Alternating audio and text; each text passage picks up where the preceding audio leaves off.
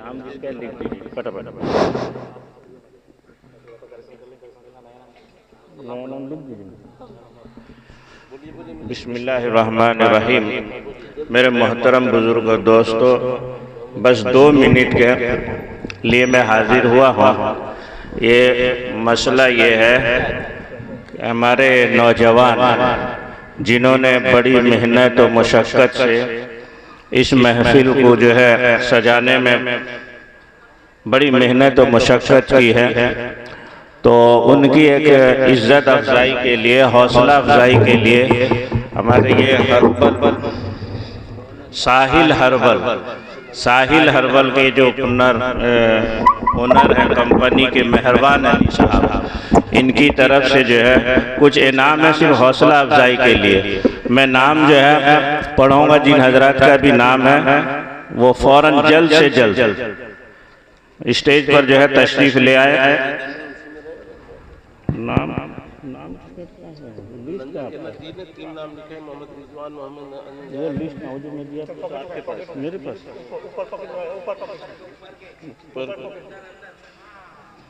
यहाँ है।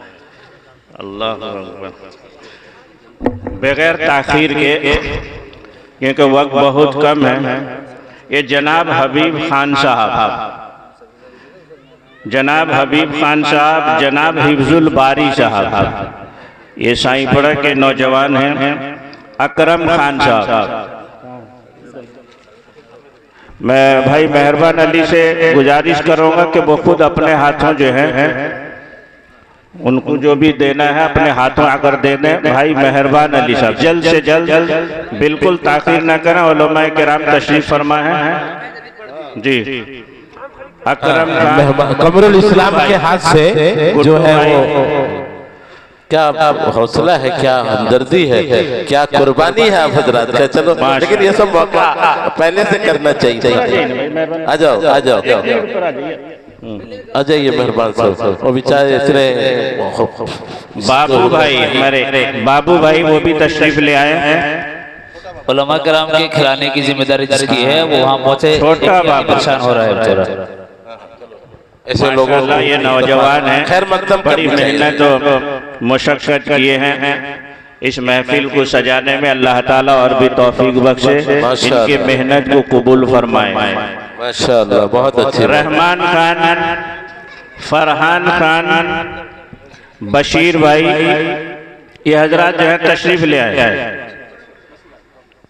और ये शायद मुरब्बी हजरात हैं जनाब फिरोज खान साहब, जनाब फिरोज खान साहब ये भी तशरीफ ले आए हैं। आ जाओ जल्दी से, अगर है वो तो जल्दी से आ जाए। शेख जमील साहब ये भी तशरीफ ले आए हैं।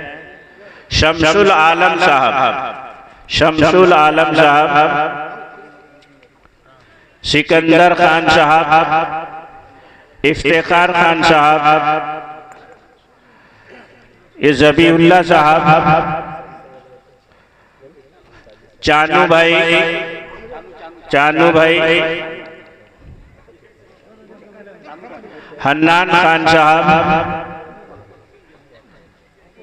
मोहम्मद रज़्ज़ाक खान साहब जल्द से जल्द तशरीफ ले आए। उलमाए किराम तशरीफ फरमाए हैं।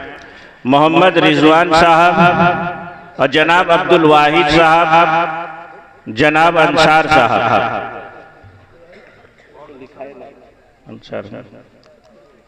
हो गया माशाअल्लाह। अब आइए ताकि अफरा तफरी ना हो जाए, मुंतशिर ना हो जाए। बहुत मुख्तसर वक्त के लिए हमारे और आपके दरमियान बीच अल्लाह तबारक व तआला ने उन्हें बेशुमार लियाकतों से, इल्म से नवाजा है। मुमताज और मुनफरिद और मंबए हिल्म व हिकमत, मुत्तबई दीन और शरीयत, मेरे और हम साथी हमदर्द हम सबक दारुल उलूम देवबंद हजरत मौलाना साबिर साहब दामत बरकातुहू। हो गया ना, और भी है 5 मिनट के लिए आ रहे हैं। आप हजरात मौलाना की मारूजात को समात फरमाए। और कौन है भाई? देखो आ रहे हैं। हाँ, आते रहे, आप रात नवाजते रहे। ठीक ठीक। अल्हम्दुलिल्लाह अहलिही वस्सलातु अला अहलिहा।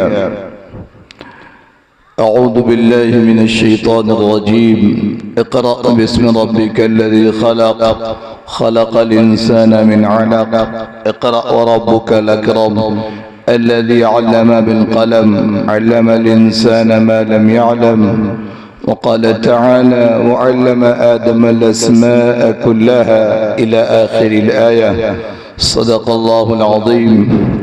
स्टेज पर रौनक अफरोज़ तमाम काबिल क़द्र वाजिबुल एहतराम अहले इल्म फ़ज़ल मेरे दीनी और ईमानी बुज़ुर्गों और भाइयों, नौजवान दोस्तों, अज़ीज़ बच्चों, सुन रही हैं तो पर्दा नशीन माएँ और बहनें, हर नबी की तरह ख़ातमुन नबिय्यीन हज़रत मुहम्मदुर रसूलुल्लाह सल्लल्लाहु अलैहि वसल्लम ने सारी इंसानियत को 3 बातें अता फरमाई हैं। पहली बात है सही इल्म, दूसरी बात है उस इल्म पर यकीन, तीसरी बात है उस यकीन पर अमल का जज्बा। अगर ये 3 बातें किसी इंसान के अंदर पैदा हो जाएं तो उसकी कामयाबी में रत्ती बराबर शक नहीं है। सहाबा किराम रज़ियल्लाहु अन्हुम की खुसूसियत यही है कि उन्होंने इन तीनों बातों को कबूल कर लिया था। सही इल्म, उस इल्म पर यकीन, उस यकीन पर अमल का जज्बा। सही इल्म उसकी तफसील का वक्त तो नहीं है, लेकिन उसका खुलासा ये है कि जिसके अंदर सही इल्म आएगा उसके अंदर 2 बातें आएंगी। वो अपने रब को पहचान करके उसकी इबादत और इताअत करने के लिए तैयार हो जाएगा।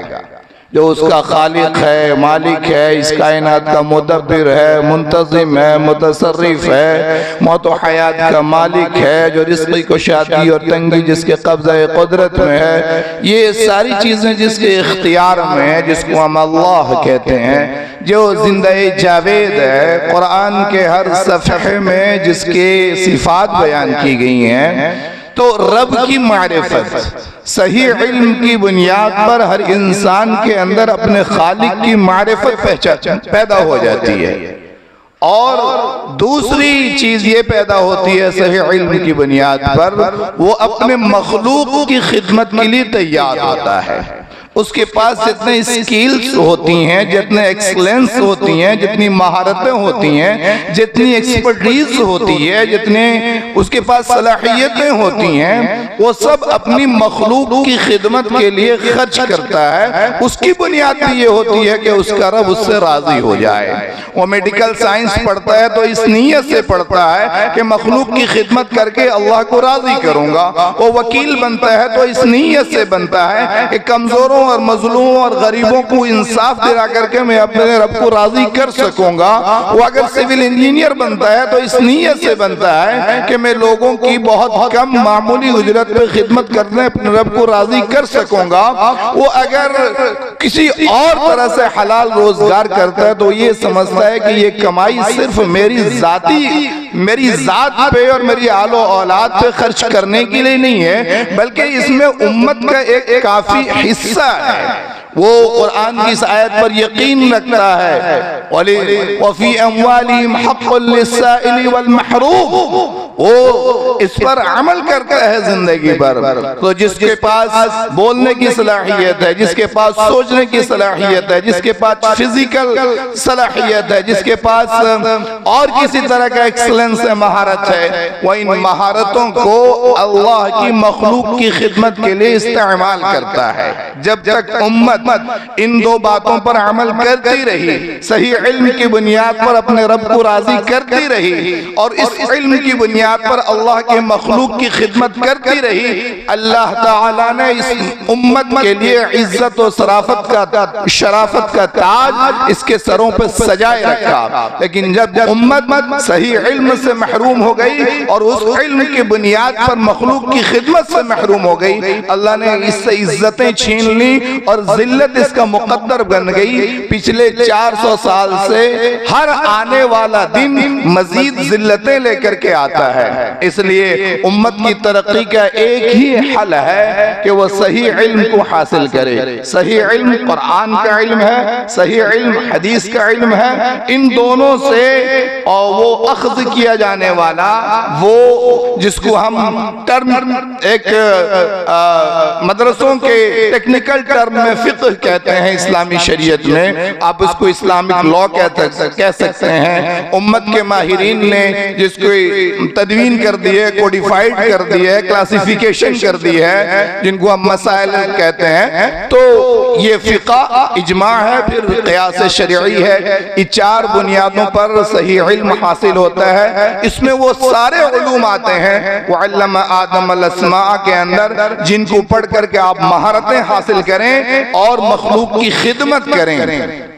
आखिरी बात इशारे में कि अल्लाह चाहता है कि दुनिया में रहमत का निज़ाम कायम हो, लेकिन अगर जो इस वक्त हुकूमतों का निज़ाम जालिम लोग संभाले हुए हैं, उनके पास बहुत एक्सपर्टीज है, महारतें हैं, एक्सलेंस है, स्किल्स हैं, लेकिन रब की मारिफत नहीं है। और चूंकि उनके पास रब वाला इल्म नहीं है और खिदमत का मिजाज नहीं है, इसलिए जुल्म दुनिया में आम हो रहा है और उस जुल्म में बराबर के शरीक हम हैं। ये क्या डूब मरने का मकाम नहीं है कि इहराम का कपड़ा गैर मुस्लिम सिल करके दे, हम पहन करके उस पर हज करें?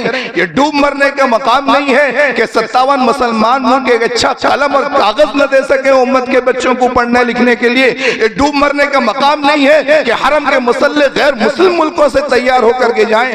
कौन सी भारी टेक्नोलॉजी की जरूरत थी? हम हरम में नहीं, हरम के सारे इल्मा उलमा औलिया बैठ करके दुआएं करें रातों दिन 24 घंटे, कुछ फर्क पड़ने वाला नहीं है। जो हमें प्लेन दे रहे हैं बना करके हम हज करने जा रहे हैं, जो मुसल्ले दे रहे हैं जिन पर नमाज पढ़ रहे हैं, जो हराम बना करके दे रहे हैं वो कपड़े हम पढ़ रहे हैं, पहन रहे हैं, जो मोबाइल बना करके दे रहे हैं, हम दीन का पैगाम दुनिया तक पहुंचा रहे हैं। क्या अल्लाह क्या इंसाफ नहीं है? और मैं रब्बुका बिज़ल्लामिल लिल आबिद ला यज़लिमु मिस्काल ज़र्रा, अल्लाह किसी पर जर्रा बराबर जुल्म नहीं करता है। इस वक्त हम जालिम हैं, उम्मत के उलमा जालिम हैं, उम्मत के दानिश्वर जालिम हैं, उम्मत के मालदार जालिम हैं, इसलिए कि उम्मत के उलमा ने पैगाम सही नहीं पहुंचाया, उम्मत के दानिश्वरों ने अपना किरदार सही नहीं अदा किया, उम्मत के मालदारों ने अपने बच्चे और बच्चियों के लिए बेहतरीन तालीम का नज़्म नहीं किया, तालीम को दो हिस्सों में बांट करके उम्मत को दो हिस्सों में तकसीम कर दिया।